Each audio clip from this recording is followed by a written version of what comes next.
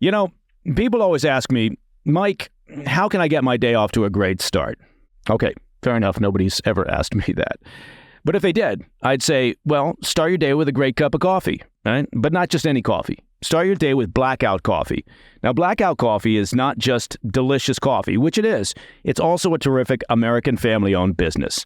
They're all about premium coffee, fresh roasted, and shipped out within 48 hours of roasting. Think about that, 48 hours. It's in the roaster, then it goes in the package, then it lands on your doorstep, and it's in your cup. Go to blackoutcoffee.com, promo code PDB for 20% off your first-time purchase.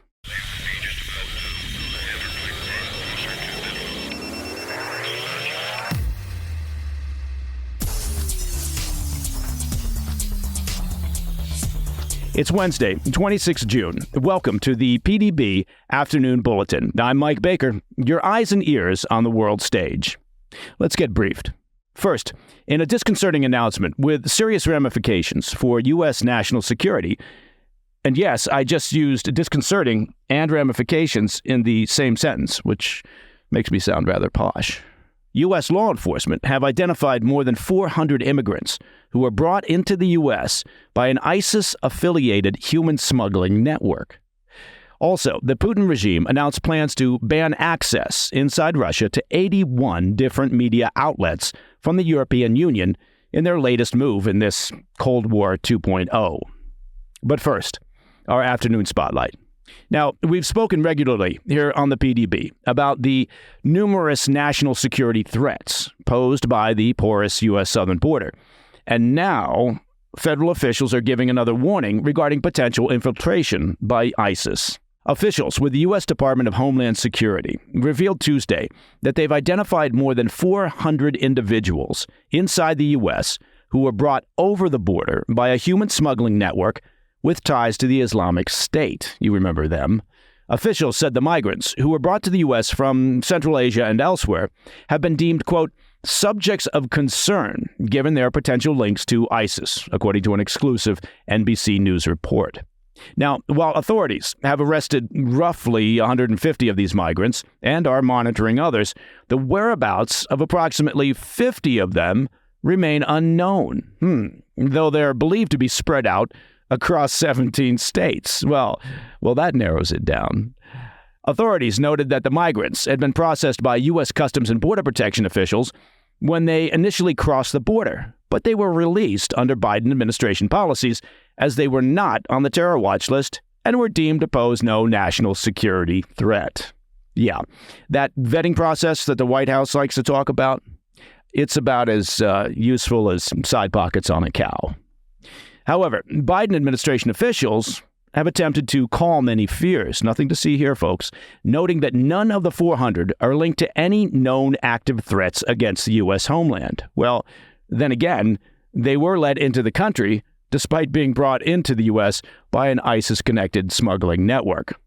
An unnamed senior Biden administration official told NBC News, quote, in this case, it was the information that suggested a potential tie to ISIS because of some of the individuals involved in smuggling migrants to the border that led us to want to take extra care, end quote.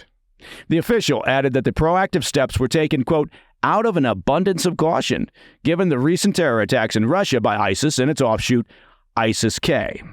So, you let them into the country after that excellent screening process, and then you try to figure out where they've gone so you can arrest some of them. So let's see. There's that old saying about the barn door and the horse. Or maybe it's Elvis has left the building. Regardless, my point is what they're doing is taking defensive action rather than a proactive effort to protect national security. Some former officials fear that the problem may be bigger than the Biden administration is letting on. As we've extensively covered here on the PDB, federal officials have been warning that terrorist networks are leveraging our border policies to infiltrate the U.S. Christopher O'Leary, a former FBI counterterrorism section chief, told NBC News, quote, the fact that the whereabouts were unknown is clearly alarming. I believe the U.S. is scrambling to locate these individuals, end quote.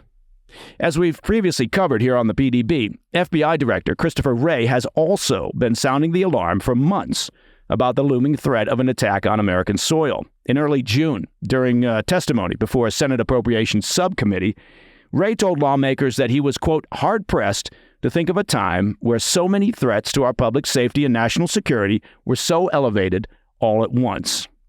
Now, back in March, Wray even warned about a smuggling network with ties to ISIS that the agency was monitoring.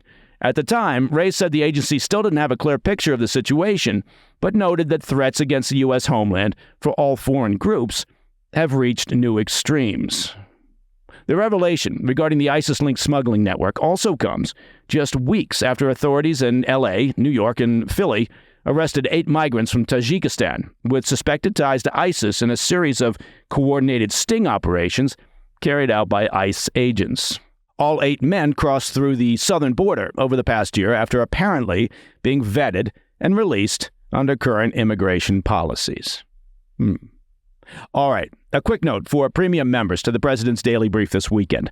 I'll be hosting the June edition of the monthly Ask Me Anything sessions, so be sure to submit your questions. And frankly, our PDB team, which, as you may know, probably not, is headquartered in a secret underground lair. They love going through the mailbag each week and selecting some of your great questions that you do send in for these Ask Me Anything sessions. If you'd like to join us, you can become a premium member by going to pdbpremium.com. In addition to our monthly AMAs, that's the Ask Me Anythings, you'll be able to listen to the PDB ad-free. You'll also receive our weekly PDB Intelligence Checklist newsletter and get early access to our weekly video broadcast, the incredibly well-received PDB Situation Report. Again, you can check all that out at pdbpremium.com. Coming up after the break, the Putin regime has announced plans to ban access inside Russia to 81 different media outlets from the European Union in their latest retaliation. Now, Putin is apparently retaliating against the West as a result of his invasion of Ukraine. And as they say, most authoritarian despots do lack self-awareness. I'll be right back. Welcome back to the Afternoon Bulletin. Freedom of the press in Russia, which is either on life support or actually currently flatlining, just took another major hit this week. The Russian government has announced a widespread crackdown on Western outlets, issuing a ban on 81 organizations from the European Union, including well-known agencies such as France's AFP and Politico's European Bureau. This action comes as a retaliatory measure against the EU's earlier ban on several Russian media channels, escalating the ongoing media conflict between Russia and the EU. Now, back in May, the EU announced its own ban, suspending 4 Russian outlets, the Voice of Europe, RIA News, Izvestia, and Rossiyskaya Gazeta, describing them as, quote, Kremlin-linked propaganda networks. Well, they're not wrong. The Russian Foreign Ministry framed their latest bans as a response to the EU's, quote, motivated harassment of domestic journalists and unreasonable bans of Russian media. It accuses the targeted outlets of systematically distributing inaccurate information about their actions in Ukraine. Well, frankly, if anybody knows anything about inaccurate information and disinformation, it would be those cats over at the Russian Foreign Ministry. In addition to AFP and Politico, the move silences prominent organizations from 25 EU member states, including Austria's ORF, Ireland's RTE, and Spain's EFE news agency. Media outlets across the bloc are calling the Kremlin's blacklisting unjustified. Politico's editor-in-chief for Europe, Jamil Anderlini, described the measures as, quote, completely unacceptable. While Russian officials claim the move is retaliatory and could be reconsidered if the EU lifts its restrictions on Russian media, the escalating media war obviously heightens concerns about the future of press freedom and access to information in the region. The media ban is just the latest escalation in the deteriorating relationship between Russia and the West. Case in point, the trial of Wall Street Journal journalist Evan Gershkovich, the first American journalist to be arrested on espionage charges in Russia since the Cold War. Gershkovich, who's facing fabricated charges, appeared in a Russian courtroom on Wednesday. He and fellow U.S. citizen Paul Whelan have become pawns in a larger geopolitical game. And that, my friends, is the PDB Afternoon Bulletin for Wednesday afternoon, June 26th. If you have any questions or comments, please reach out to me at pdb@thefirsttv.com. I'm Mike Baker, and I'll be back tomorrow. Until then, well, you know the drill. Stay informed, stay safe, stay cool.